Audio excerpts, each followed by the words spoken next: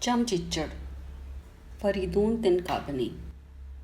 میرا باپ کوئی خاص پڑھا لکھا قابل آدمی نہیں تھا، زبان کے قواعد بھی ٹھیک سے نہ جانتا تھا، البتہ فعل نہیں سے خوب واقف تھا۔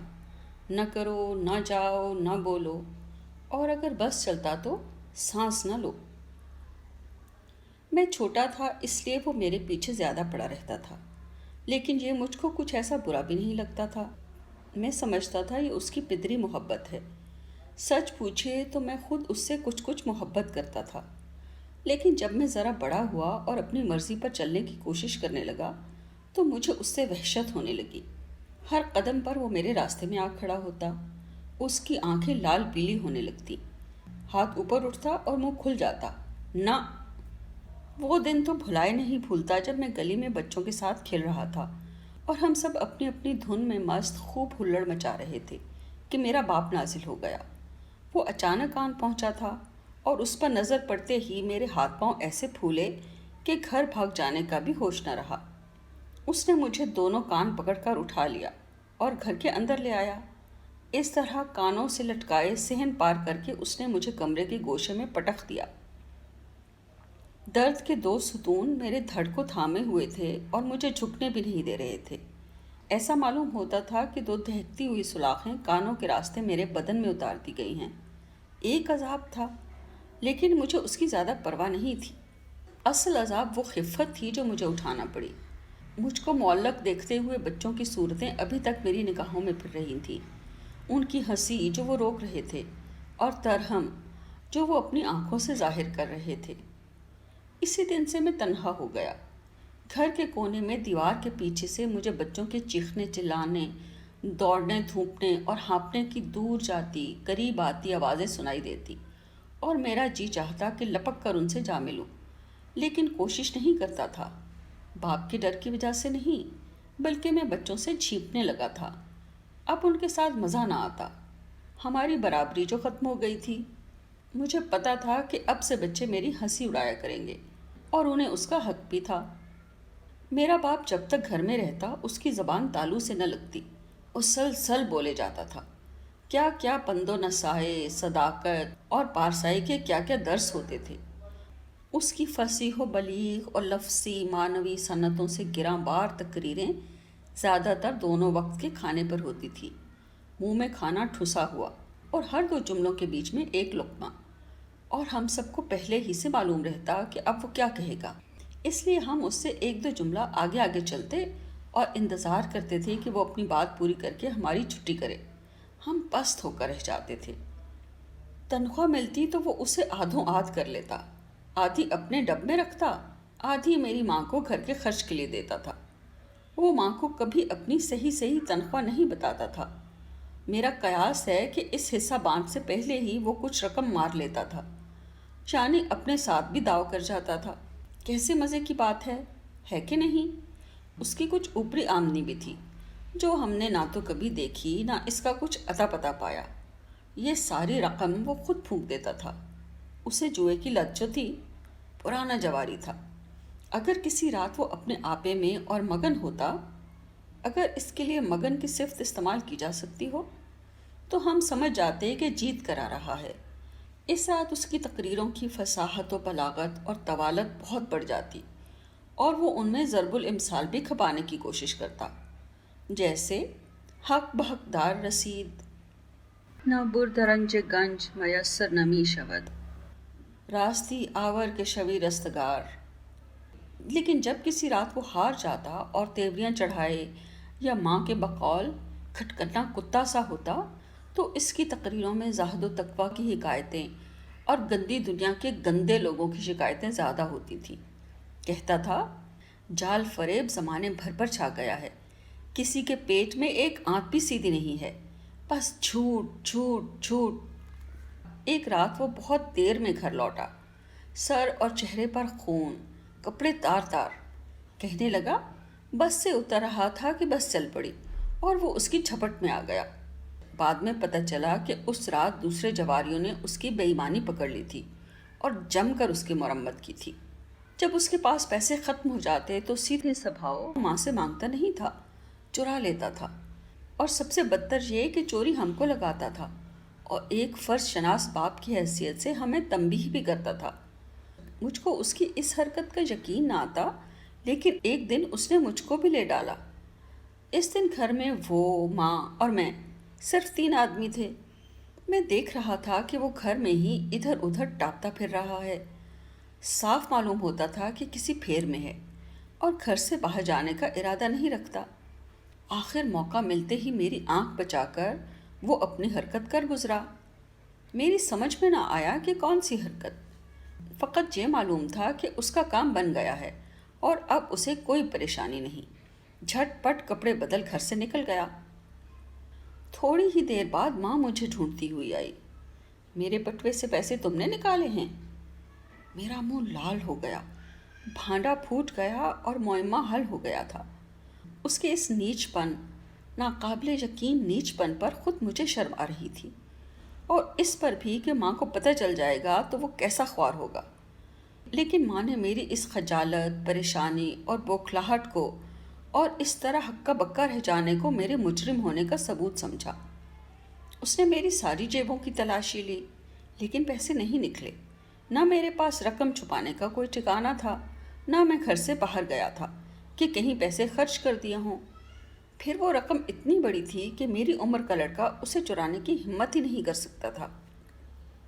دوپہر کو میرا باپ گھر آیا تو ماں نے پیسے غائب ہو جانے کا ماجرا کہہ سنایا، اور یہ بھی کہہ دیا کہ میں سمجھتی ہوں فلاں نے چرائے ہیں، اس کے سوا گھر میں کوئی تھا ہی نہیں۔ باپ اچانک بندوق کی گولی کی طرح مجھ پر آیا۔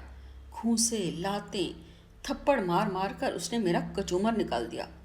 مجھ کو اس کی فقط آواز سنائی دے رہی تھی کہ چیخ چیخ کر ایک ہی رٹ لگائے ہوئے تھا، مجھے چورنی اولاد نہیں چاہیے، مجھے چورنی اولاد نہیں چاہیے۔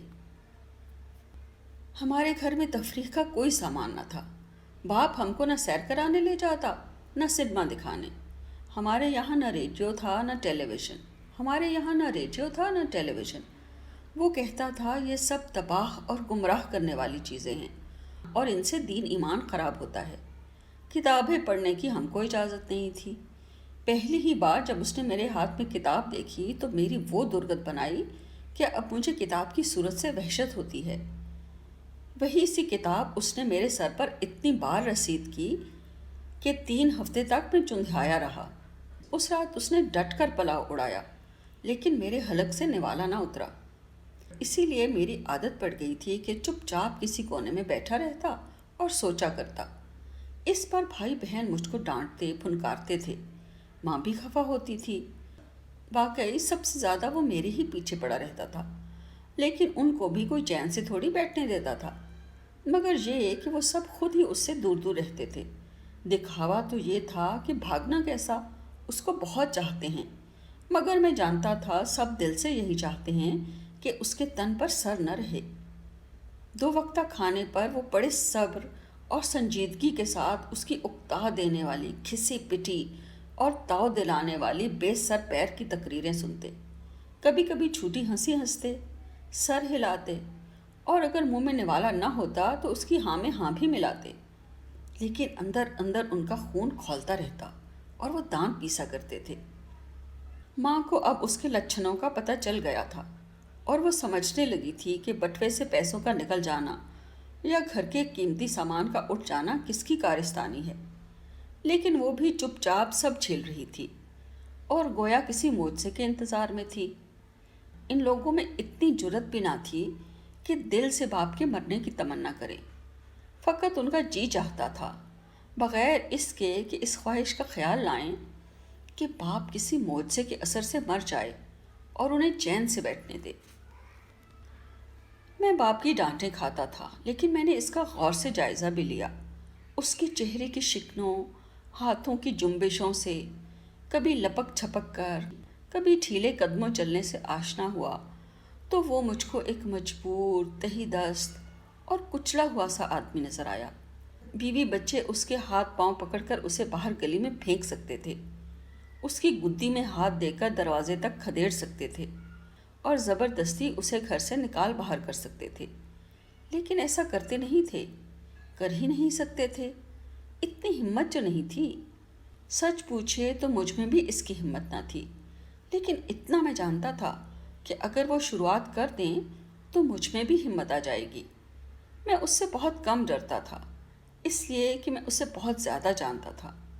ان کے دلوں سے اس کا خوف نکالنے کے لیے ضروری تھا کہ انہیں اس کو سمجھنے کے لیے تیار کروں، مگر مجھ کو ان سے بات کرنے کی جرات نہیں ہوتی تھی۔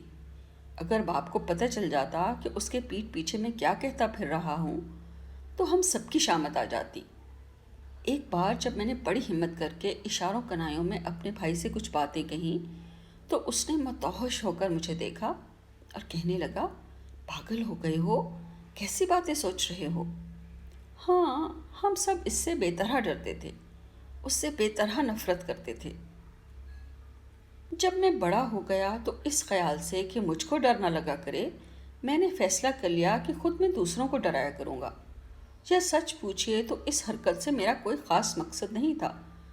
یہ میرے لیے محض ایک قسم کی تفریح، ایک مزیدار مشغلہ تھا۔ لیکن آپ شاید اسے مردم آزاری کی چھپی ہوئی خواہش یا کوئی انتقامی جذبہ یا خالص بدنفسی سمجھیں، یا کمتری کے احساس سے چھٹکارا پانے کی کوشش۔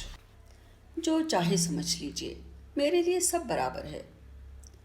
خزاں اور سرما کے موسموں میں جب فضا ابر آلود اور تاریک اور بند بند سی ہوتی، میرا یہ کھیل زیادہ مزہ دیتا۔ کپڑوں کے اوپر میں برساتی پہن لیتا اور اس کے کالر اوپر اٹھا کر چہرہ چھپا لیتا۔ کسی ایک آدمی کو چن لیتا، اس طرح کہ جو بھی راستے میں آ جاتا میں اس کے پیچھے پیچھے چلنے لگتا، 3 قدم کا فاصلہ دے کر۔ وہ تیز چلتا تو میں بھی تیز چلتا، وہ رک جاتا تو میں بھی رک جاتا، وہ کسی گلی میں مڑتا میں بھی مڑتا۔ اگر وہ کسی مکان کے اندر چلا جاتا تو میں مکان کے سامنے تھوڑی دور پر بجلی کے کھمبے یا کسی درخت کے تنے کی ٹیک لگا کر کھڑا ہو جاتا۔ وہ کھڑکی سے منڈیاں نکالتا اور دیکھتا کہ میں اب بھی وہاں موجود ہوں، اور میں ہمیشہ بناوٹی اناڑی پن سے ایسا ظاہر کرنے کی کوشش کرتا گویا میں اس کی طرف بالکل متوجہ نہیں ہوں اور میرا سارا دھیان اپنی طرف ہے اور اپنے کام کی طرف، جو پتہ نہیں کیا ہے۔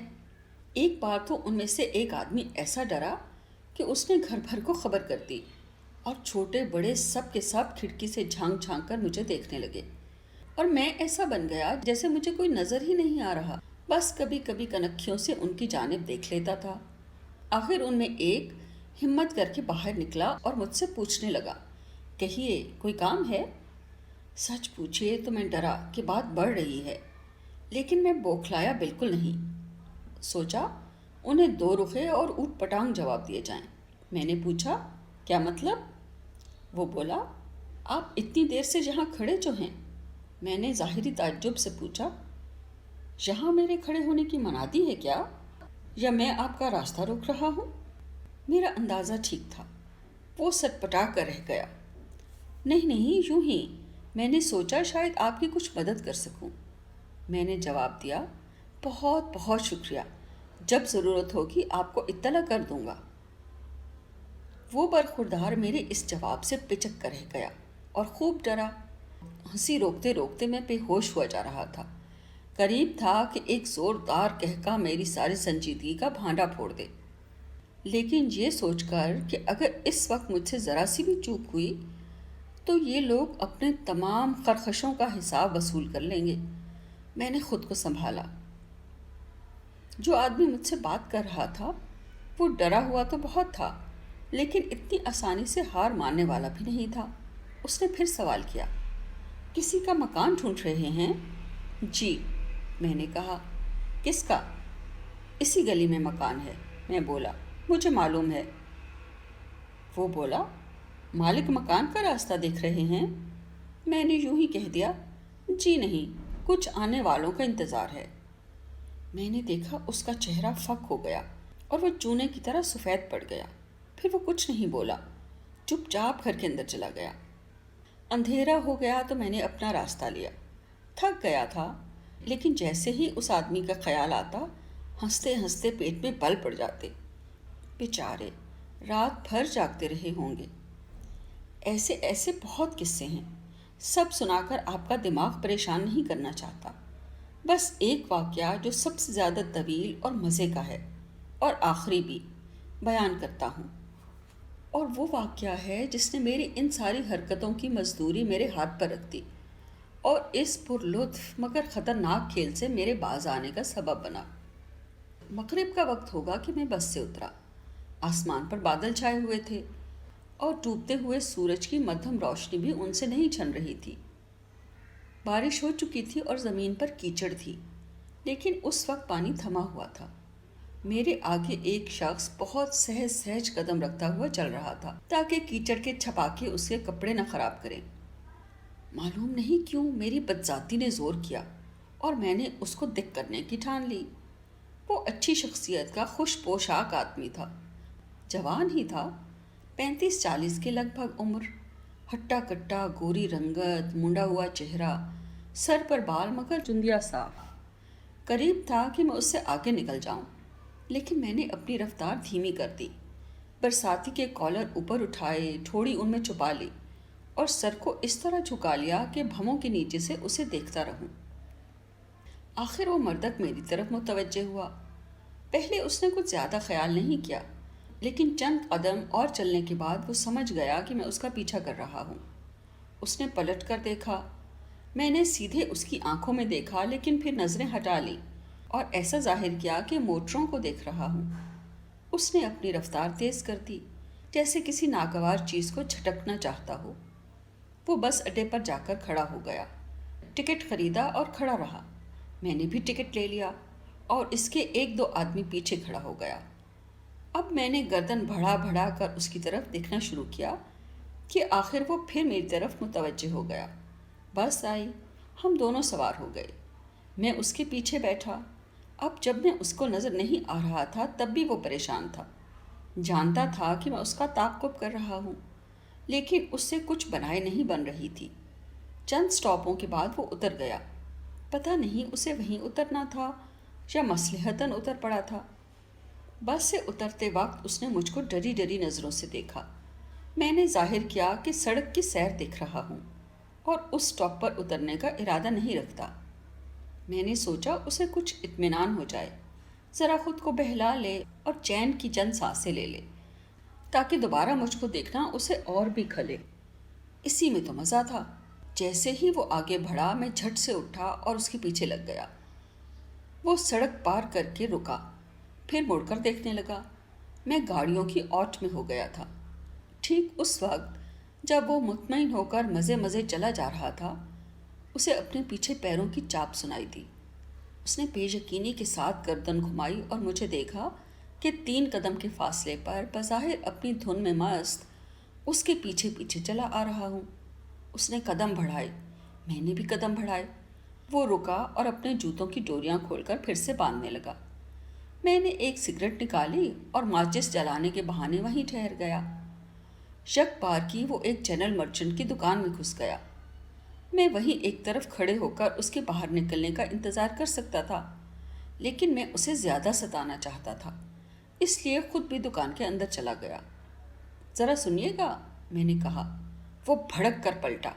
سمجھا میں اس سے کچھ کہہ رہا ہوں، لیکن میں دکاندار کی طرف متوجہ تھا۔ آپ کے یہاں فون ہوگا؟ جی نہیں، دکاندار نے جواب دیا۔ آس پاس بھی کہیں نہیں ہے؟ میں نے پوچھا۔ ہے کیوں نہیں؟ دکاندار بولا۔ یہ کیا چوراہے پر؟ ذرا آگے بڑھ کر۔ پھر دکاندار نے ایک بڑی سی گڑیا اس کے سامنے رکھ دی اور پوچھا، یہ ٹھیک رہے گی؟ ہاں ہاں، بس یہی ٹھیک ہے، اس نے بوکھلاہٹ میں جواب دیا۔ کتنے کی؟ 55 تومان۔ میں باہر نکل آیا۔ برساتی کے کالر کے پیچھے میں اپنی ہنسی چھپائے ہوئے تھا۔ آج اس کی بچی پاپا کی اس غیر معمولی مہربانی کا سبب نہ سمجھ پائے گی۔ وہ مجھ کو شاید یہ بتانا چاہتا تھا کہ وہ ایک 3-4 سال کی بچی کا باپ ہے۔ میں ٹیلی فون بوتھ کے اندر چلا گیا۔ ریسیور اٹھا کر میں نے یوں ہی کچھ نمبر گھمائے اور ایسا ظاہر کیا کہ کسی سے بات کر رہا ہوں۔ وہ بغل میں بنڈل دبائے دکان سے باہر نکلا۔ اس نے کنکھیوں سے بوتھ کی طرف دیکھا اور مجھے گفتگو میں مشغول دیکھ کر خوش بھی ہوا، وحشت زدہ بھی، اور دوسری سمت روانہ ہو گیا۔ میں نے ریسیور کو رکھ دیا اور اس کے پیچھے چل کھڑا ہوا۔ میں نے اپنی رفتار بڑھائی، یہاں تک کہ میرے اس کے درمیان 3 قدم کا فاصلہ رہ گیا۔ پانی پھر برسنا شروع ہو گیا تھا۔ ذرا ہی دیر میں ہم دونوں بھیگے ہوئے چوہے ہو گئے۔ اندھیرا ہو چکا تھا۔ سڑک پر کھمبوں کے بلب اور گاڑیوں کے ہیڈ لیمپ روشن ہو گئے تھے۔ اچانک وہ ایک گلی میں مڑا اور بھاگنے لگا، پیچھے پیچھے میں بھی۔ لیکن میں نے اس کا خیال رکھا کہ ہمارا درمیانی فاصلہ زیادہ رہے اور وہ کسی دوسری گلی میں مڑ جائے۔ وہ مڑا اور میں اس موڑ کو چھوڑتا ہوا آگے بڑھا اور ایک دکان کے چھتے میں چھپ کر چپ چاپ کھڑا ہو گیا۔ 10 منٹ گزر گئے، وہ برآمد نہیں ہوا۔ میں نے 5 منٹ اور انتظار کیا۔ اب میرا حوصلہ جواب دینے لگا۔ سوچ ہی رہا تھا کہ چھوڑوں اپنا راستہ پکڑوں کہ وہ گلی کے نکڑ پر دکھائی دیا۔ اس نے آنکھیں پھاڑ پھاڑ کر ہر طرف دیکھا، گلی کے اس سرے سے اس سرے تک، درختوں اور بجلی کے کھمبوں کے پیچھے۔ جب دیکھا کوئی نہیں ہے تو لپکتا ہوا مگر آہٹ کیے بغیر باہر آیا اور اس گلی سے ذرا ہٹ کر مقابل کی ایک اور گلی میں گھس گیا۔ یہ والی گلی آگے بند نہیں تھی، اس لیے میں بھی آہٹ کیے بغیر اس کے پیچھے پیچھے چلنے لگا۔ 3 قدم کا فاصلہ رہ گیا تو میں نے زمین پر اپنے جوتے کو رگڑ دیا۔ وہ یوں اچھلا جیسے گولی لگ گئی ہو۔ میں اس کی حالت خوب سمجھ رہا تھا اور مزے لے رہا تھا۔ اس کے دانت کٹ کٹ بول رہے تھے، ہاتھ چلچلا رہے تھے، بس نہیں تھا کہ میری بوٹیاں اڑا دے۔ عین مین اس آدمی کی سی حالت تھی جسے ملک الموت دکھائی دے گیا ہو، بالکل حواس باختہ تھا۔ اگر وہ وہی زمین پر بیٹھ کر بھوں بھوں رونا شروع کر دیتا تو مجھ کو تعجب نہ ہوتا۔ اگر ایک دم جھپٹ پڑتا اور مجھ کو دیوار سے لگا کر میرا گلا گھونٹنے لگتا تو بھی مجھے تعجب نہ ہوتا۔ اسی لیے جب وہ ٹھہر کر میری طرف مڑا تو میں نے رک کر اپنا داہنا ہاتھ پتلون کی جیب میں ڈال دیا۔ چال کامیاب رہی۔ وہ ٹھٹک کر رہ گیا۔ اس نے رومال نکالا اور زور زور سے ناک صاف کرنے لگا۔ اب مجھ کو اس سے آگے بڑھ جانا پڑا، لیکن مجھے بالکل پسند نہیں تھا کہ وہ میرے پیچھے رہے، اس لیے کچھ آگے بڑھ کر میں نے پھر رک کر سگریٹ اور ماچس نکالی۔ اب وہ پھر میرے آگے آگے چلنے پر مجبور ہو گیا۔ گلی ختم ہوئی اور ہم ایک چلتی ہوئی روشن سڑک پر نکلے۔ اس نے بھیڑ میں مل جانے کی کوشش کی، لیکن وہ خود سمجھتا تھا کہ اس سے کچھ حاصل نہیں۔ اب جیسے اچانک کوئی نئی بات ذہن میں آ گئی ہو، اس نے سڑک کے کنارے جا کر ٹیکسی کو آواز دی۔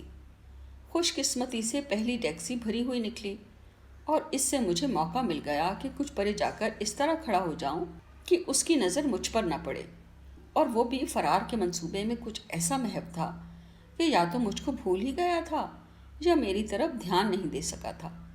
وہ ایک اور ٹیکسی میں بیٹھ گیا اور ٹیکسی چل دی۔ جیسے وہ میرے سامنے سے گزرنے لگی میں نے ہاتھ اٹھا دیا، ٹیکسی رک گئی۔ ڈرائیور نے پوچھا، کہاں جائیے گا؟ میں نے روا روی میں پوچھا، یہ بھائی صاحب کہاں جا رہے ہیں؟ وہ احمق ڈرائیور، اگر اس کی سواری پیچھے سے اس کے ایک تھپ رسید کرتی تو میں اسے برحق گردانتا۔ ڈرائیور نے مجھے بتا دیا کہ وہ دکھیا کہاں جا رہا ہے، اور میں نے دروازہ کھولا اور بے پرواہی کے ساتھ کہا، اتفاق سے مجھے بھی ادھر ہی جانا ہے۔ دروازہ بند کرتے ہوئے میں نے اس سے پوچھا، اجازت ہو تو؟ وہ بولا، کوئی بات نہیں۔ یہ کوئی بات نہیں 1000 مغلظات سے بدتر بات تھی، اور اس کا لہجہ کیا تھا، گویا بد زبانی، ناچاری اور غیظ و غضب کا ملغوبہ تھا۔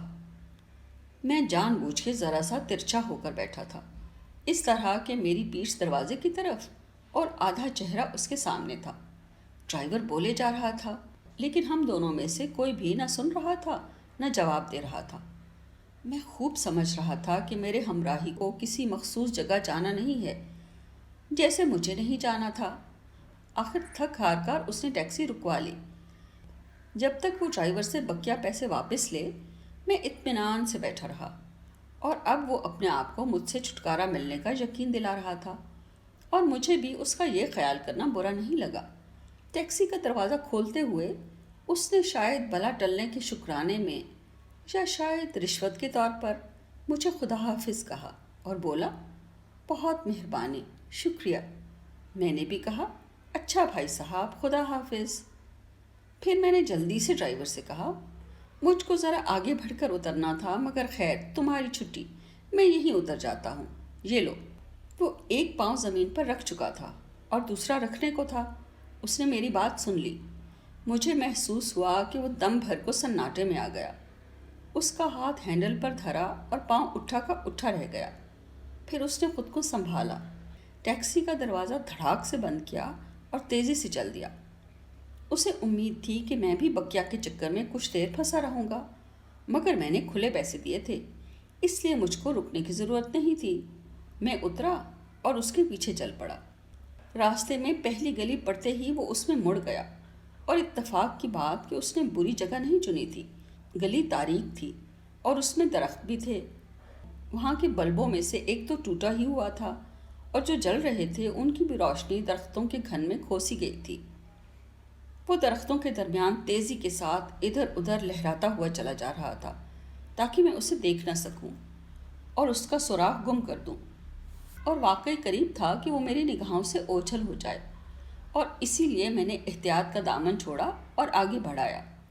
کئی بار وہ درختوں میں سے نکلتا نظر آیا، اور اب اس کا کہیں پتہ نہیں تھا۔ درختوں کے سامنے ایک تاریک بند گلی تھی۔ اس کے خاتمے پر ایک لیمپ زمین پر روشنی کا فقط ایک دھبا ڈال رہا تھا۔ میری سمجھ میں نہیں آ رہا تھا کہ وہ درختوں ہی میں چھپا ہوا ہے یا اس گلی کے اندر کہیں ہے۔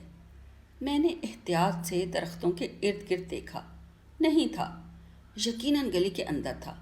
میں گلی میں بڑھتا چلا گیا، لیکن سچی بات ہے مجھ پر کچھ خوفداری ہو گیا تھا۔ میں نے اس کا سراغ کھو دیا تھا، اور یہی بات مجھے ڈرا رہی تھی۔ میں نے رک کر گلی کے اس سرے پر نظریں گاڑ دیں۔